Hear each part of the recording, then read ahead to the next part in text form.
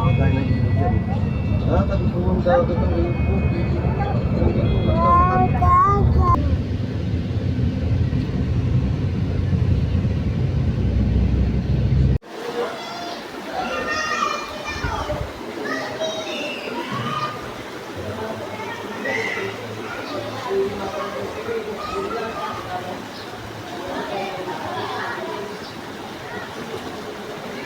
Hey Zambales, here we come!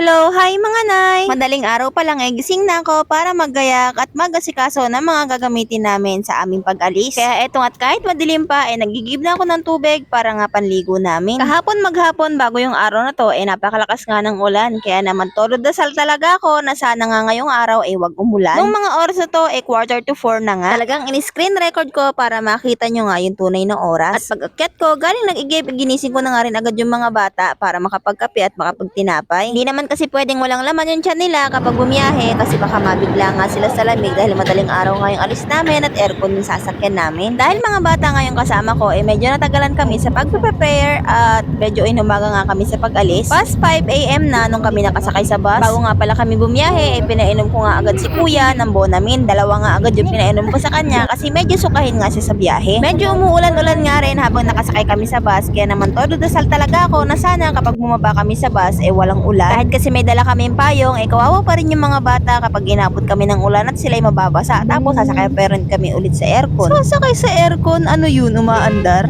Sasakay pala sa bus na di aircon. Anyway, bago ang lahat, pupunta kami ng Zambales para kunin yung baptismal certificate ni Kuya Will. Bababa nga pala kami dito sa Maylayak para sumakay uli ng bus papunta Zambales. Yung sinakyan kasi naming bus galing sa amin yung papuntang Cubao, Pasay, Abinida, mga ganon. Tapos bababa na nga lang kami dito sa Layak para lumipat ng bus na papuntang Zambales. At yung nasakyan nga namin yung papuntang Iba. Anyway, bababa nga lang pala kami sa May Botolan. At nung mga bandang alas 8 na, medyo uminit na yung panahon at yun nga yung laban ni Kuya Bill, kaya naman iyan at nagsusuka na nga siya. At kung nagtatanong man kayo kung bakit sa Zambales ko pa kukunin yung baptismal certificate ni Kuya Bill, yun ay dahil doon nga siya nabinyagan. Para lang po sa mga hindi pa nakakaalam, si Kuya Bill ay anak ko po sa aking unang asawa. Ay hindi nga pala asawa, live-in partner nga lang pala. Oh, ayan na, shinare ko na. Kahit hindi kayo nagtatanong, shinare ko na kasi alam ko itatanong nyo rin kung bakit. Sorry.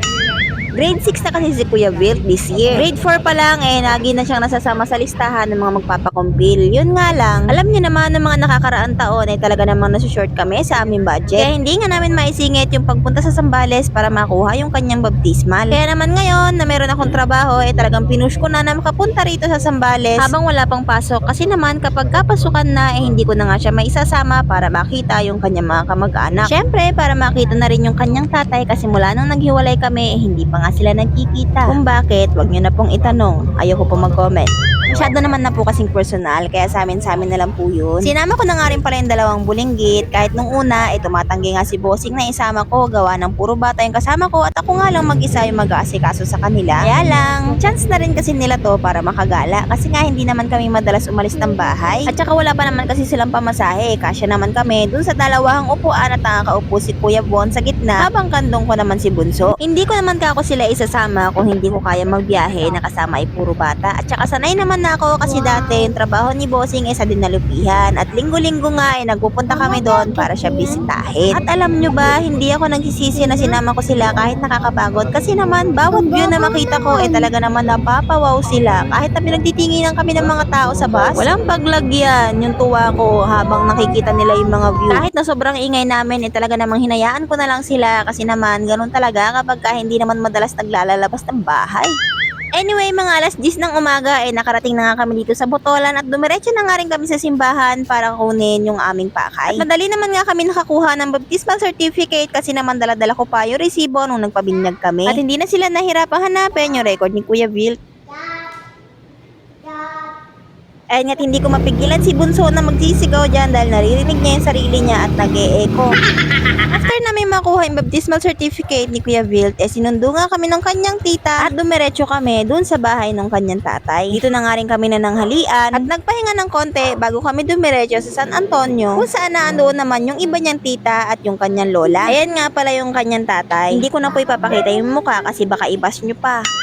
After nilang kumain, nakatulog nga rin yung mga bulinggitong. At sinamantala ko nga yung time na to para magkaroon kami ng closure ng tatay ni Kuya Bill. At nag-usap nga kami kung paano yung magiging sitwasyon namin tungkol sa kung paano namin i-handle yung pagiging magulang ni Kuya Bill. Oo, unahan ko na kayo. Huwag na kayo mag-isip ng ibang closure. Usap lang talaga yun. Muntik pa nga mag-away Charing. Anyway, dito rin naman nakatira yung ate niya. Kaya naman narinig niya rin siguro yung pinag-uusapan namin. Uy, defensive. Oh, wag na kayo magtanong. Kung ano man yung napag-usapan namin, sa amin na lang yun. Hindi para i-expose. Charing. At eto na nga, nung mga time na to, ay papunta nga kami ng San Antonio, Zambales. Sumama nga yung tatay ni Ivan para daw ihatid kami. Pero okay na rin yun kasi at least kahit pa paano magkakaroon sila ng banding mag-ama. At habang nakasakay nga kami sa tricycle, ito namang batang maliit na to ay napakaingay. Diyos mio, panay ang wow, wow, wow. Ano ba yan?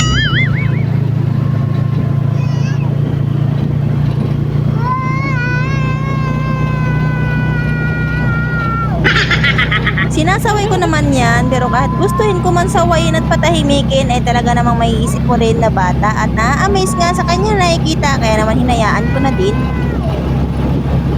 Maya-maya lang, nakarating na nga rin kami dito sa bayan ng Botolan at dito nga kami nag-antay ng bus para papuntang San Antonio. Medyo mahaba nga lang din yung biyahe papuntang NTRA mula dito sa bayan at ang sinasakyan nga lang nila ay tricycle. Sa amin kasi kapag gaganon kalayo, ang sasakyan namin ay jeep na. At nung mga time na to, nakasakay na nga kami sa bus. Ang katabi ko lang ay si Kuya Bon at si Bunso dahil si Kuya Bill ay katabi ng kanyang ama. Medyo napapayuko nga ako ng mga time na to kasi naman yung dalawang katabi ko ay super ingay at yung mga tao sa likod ko ay talaga namang natatawa na nga rin lang sa kanila kasi naman bawat makita nilang view, lagi nga silang napapawaw. Buti na nga lang din at natabat kami dito sa bintana na nakasarado lang kasi naman si Kuya Bon ay medyo malikot at yung kamay nga niya ay palagi nilalabas sa bintana kaya saktong-sakto at nakasarado yung bintana na yan kasi kahit papano hindi siya masyadong makakapaglikot at hindi ko nga siya gaanong sasawayin. Bago kami nagbiyahe, hindi ko nga sinabi kay Kuya Bill kung saan kami pupunta kasi nga para surprise sana. Kaso nga lang itong si Kuya Bon ay napakakulit. Tanong nga siya ng tanong kung saan kami pupunta kaya naman ang sabi ko ay pupunta kami sa farm. Pero mukhang napakamot ka ako sa sagot ko kasi naman paulit-ulit nga siya ng pagsasabi na sabi mo mama pupunta tayo sa farm pero nung sa Botolan nga hindi naman mukhang farm kasi nga puro sementado yung lugar doon at wala naman siya nakitang baka, kalabaw at kambing. Kaya naman nung papunta na kami dito sa San Antonio, Zambales sabi ko nga sa kanya ito na talagang sa farm na tayo pupunta at naandito talaga yung bukid. Medyo malawak din kasi yung palayan dito sa papasyalan namin at yun nga yung gustong makita ng mga bata at doon din banda yung pinupuntahan namin mga ilog at karayan. Dati pa yun, maliit pa si Kuya Will, kaya ngayon pa-experience ko nga sa kanila yung maligo sa ilog. Yun lang din kasi yung mga gustong-gusto nilang gawin at gusto ko din ma-experience nila kasi nga magiging memories nila to kapag tumanda na sila. Eto naman kasi mga bata na to hindi naman nila kilala talaga yung pera at yung mga gusto nilang gawin hindi naman talaga ganun kagastos. Kung makikita nyo nga sa mga previous videos ko ay yung mga gusto lang nila ay mga napakasimpleng bagay katulad na lang paglalakad namin sa tabing dagat at pamumulot namin ng mga inanod na laruan at yung maglalakad kami papuntang playground at maglalaro nga lang sila doon ng ilang minuto o ilas tapos okay na sila doon. O kaya naman yung mamamasyal kami sa tabing dagat at doon kami magkakape o kaya kakain na parang nagpipiknik. O diba, napakasimple lang ng buhay namin. Noong mga time na to nakarating na kami ng San Antonio at sinundo kami ng pinsan ni Kuya Bill. Kapatid niya yung batang maliit na yan na nasa harap ng tricycle. Medyo matagal na nga rin kasi kami hindi nakakapasyal dito kaya naman yung mga pinsan niya na inabutan ko noon na 4 hanggang 5 taon lang ngayon mga binata na. Napapasabi na nga lang din ako ng ay nako, ganun na pala talaga ako katanda.